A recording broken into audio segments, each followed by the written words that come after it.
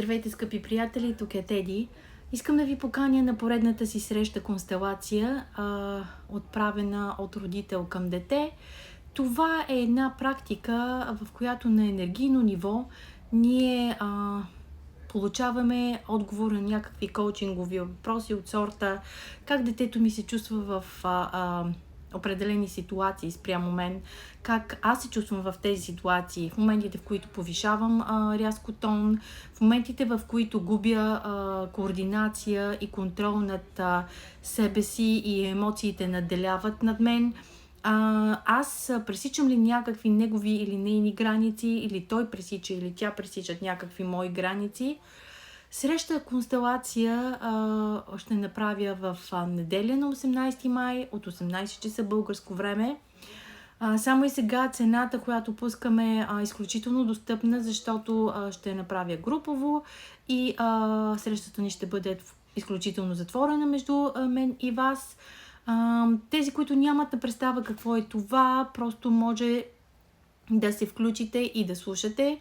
Ще ви давам напътствия, в които може да си записвате, в които може да ме следвате и в следващи срещи отново да се случите, но идеята ми тук е да ви покажа по какъв начин можем да се свързваме с децата, по какъв начин можем да изчистваме взаимоотношения, които ни притесняват по някакъв начин и не можем да намираме правилната комуникация, защото самата аз съм минала по този път. Не трябва да вярваме в чудеса, не трябва да вярваме, че всичко се случва веднага с магическа пръчка. Трябва действие, трябва работа и трябва усилено емоционално взаимодействие.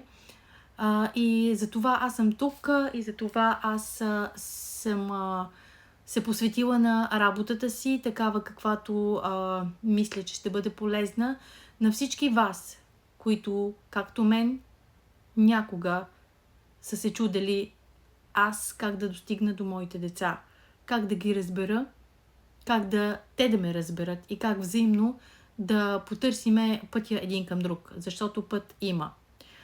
Затова, за да ви се изясни повече, за да получите повече информация, заповядайте, включете се в моя Viber канал, ще пусна линк под видеото, включете се в срещата на 18 май.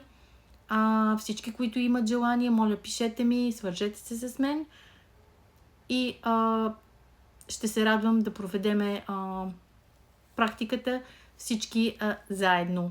Може да си вземете лист, хартия и химикал и ще ни трябват вероятно 2 предмета, препоръчвам да бъдат 2 монети. До скоро, ще ви чакам. Чао от мен!